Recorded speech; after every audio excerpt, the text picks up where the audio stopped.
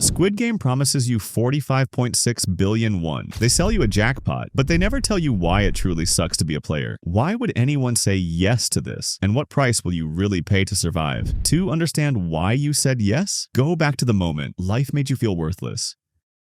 You didn't end up in the Squid Game by choice. You were pulled in because life had already pushed you down. You had bills you couldn't pay, people asking for money, and an empty fridge at home. They didn't choose you for strength. They chose you because no one would care if you vanished. Gi-hun wasn't some reckless gambler. He was a father drowning in debt, fighting for custody of his daughter, with nothing left to give but broken promises and bad decisions. Sang-woo, Seoul National University graduate, the pride of his block, until debt turned him into a fraud. They only saw that you were desperate enough to bet your life. And just when you've hit rock bottom, he appears. A man in a perfect suit, smiling like he knows everything about you. He offers you a simple game, Dokji. Flip his envelope, win 100,000 won. Miss? He slaps your face. You don't have money to lose, so you offer your pride instead. Slap after slap, you're humiliated in public. But that cash? It's real. You'll take pain. You'll take shame, just to feel like you matter. And then you finally win. He smiles like you've passed a test. When the game ends, he doesn't just hand you the money, he hands you a card. No name, no instructions, just a phone number and 3 shapes: circle, triangle, square. That's your invitation. You stare at it, thinking you won't call. But of course, you do. A black van shows up, you get in. You sit quietly in the back with others like you. Desperate, silent. Then the gas hits. Everything goes blurry. You lose consciousness. And when you wake up, you're in a place with no windows, no clocks, no exit signs, in a cage without bars.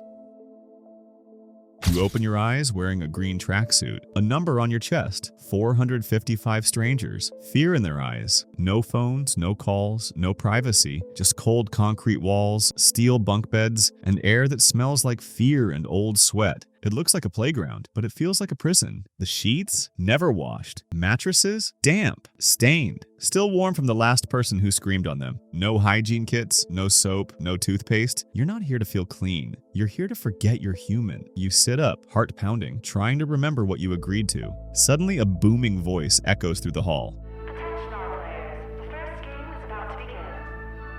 The first game is red light, green light, a game you played as a kid, a game that once made you laugh. Now it makes you sweat through your skin. You step into a giant field, fake grass, painted blue sky. At the far end, a giant robot doll facing a tree. Next to it, the finish line. You want to laugh. It sounds like a joke. The doll slowly turns. Its eyes snap open like you forgot to say Uno. Then it starts to sing. Green light. Green light. You run. Everyone runs. Some laugh, some cheer. A guy in front even does a little hop. Bold move. Red light. Red light. Everyone freezes, except the man next to you. He thinks he can cheat. He twitches, just a little. Then, a loud crack.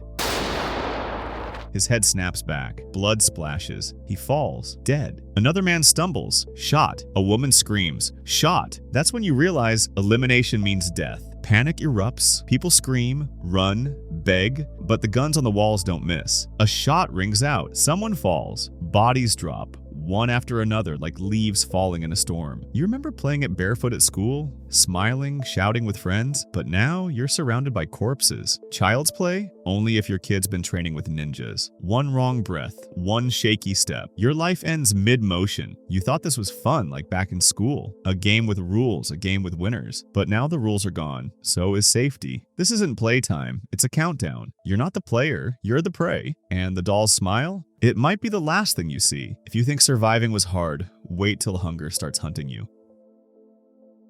After the first game, you're called for your first meal. You're starving. Your stomach's been twisting for hours. You stand in line dreaming of soup, rice, just a bite of something warm. But when the tray is handed to you, reality punches harder. One cold, boiled egg, one bottle of water, one slice of bread, dry, cracked, soulless. That's it. No flavor, no salt, no refills. No one asks if you're allergic to eggs. No one asks if you're hungry, because no one cares. Not about your allergies, not about your pain. You stare at the tray, and in that moment, you get it. This was never meant to feed you. They want to starve you, not to kill, but to control you. Because when your stomach screams louder than your conscience, that's when the fights start. Remember the lights out riot? It didn't happen by accident. They planned that. They gave you just enough to start a war, then turned off the lights minutes, then watch from above while players beat each other bloody over crumbs. It's not just what they feed you, it's what they don't. That makes you lose your mind, and if you're lucky enough to survive the food fights, congratulations! You're still in their game. You begged for an egg, now they're handing you something sweeter. But not everything sweet is meant to be tasted.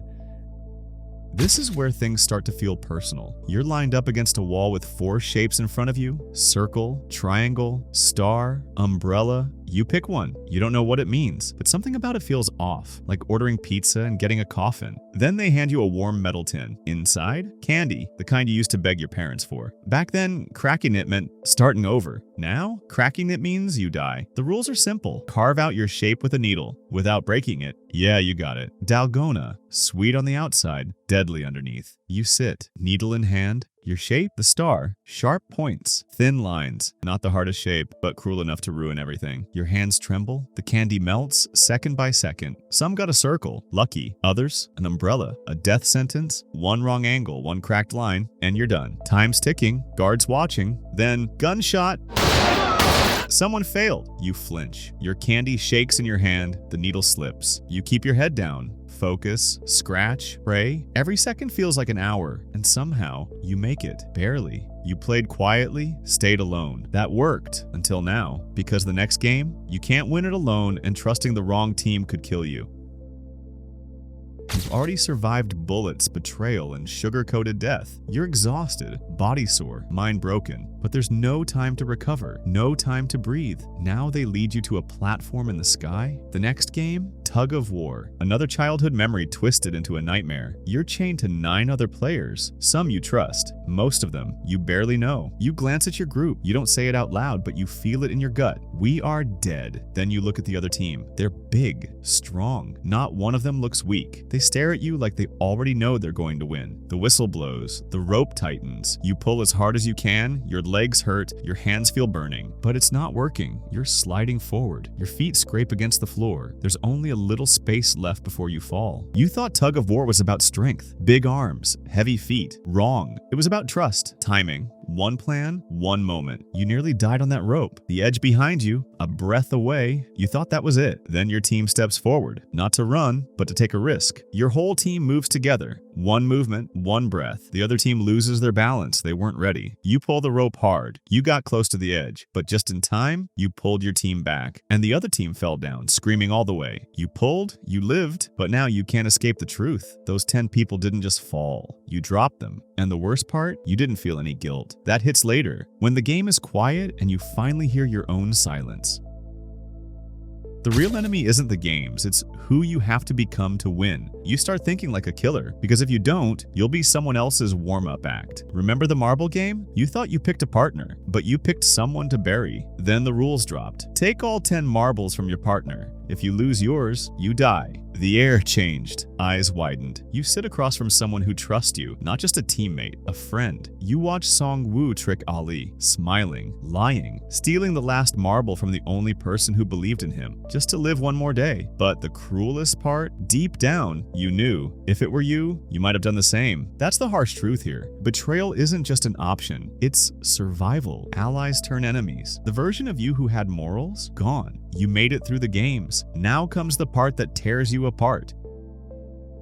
From the moment you step inside, you're on camera. In the dorms, while you sleep, even the corners you think are hidden, they're watching. Behind every move you make, every shot fired, every twisted rule, there's the front man. He's the silent puppeteer, the shadow watching you from the control room. Always watching, always judging, always deciding who lives and who dies. You break down, recorded. You cry, zoomed in. You whisper, they hear it. You can't even scream, because someone, somewhere, is always watching you, and they love it. The ones watching it all, enjoying it the most, the real audience, the VIPs, draped in gold, covered in cruelty. They don't care who wins. They came for one thing, the slaughter. To them, you're not a player. You're a circus act with blood. They sip wine while you beg. They bet on your breath. You're just a piece in their game. Easy to move, easy to throw away. Your fear is their entertainment. Your pain, just background noise. They watch you die for fun. The game was never fair, never about second chances, only about how long you can keep breaking. You thought the nightmare ended when you survived? That's the beginning of something worse.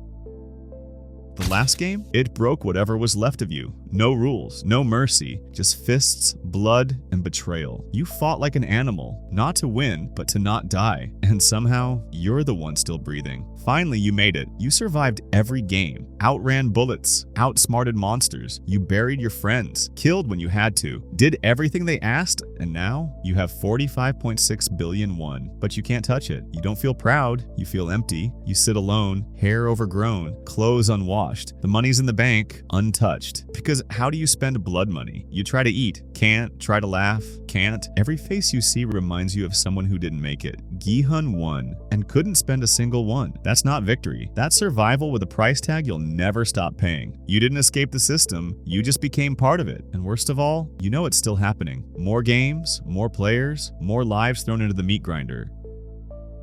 You weren't the ending, you were just the reset. And now, they'll find someone poorer, hungrier, with nothing left to lose, because the game doesn't stop. It resets, with someone else's life on the line, and the cycle begins again. But what if some players deserve that fate? What if not everyone was innocent? Watch every player who deserved to die in Squid Game. You might be surprised who's on the list, and who isn't.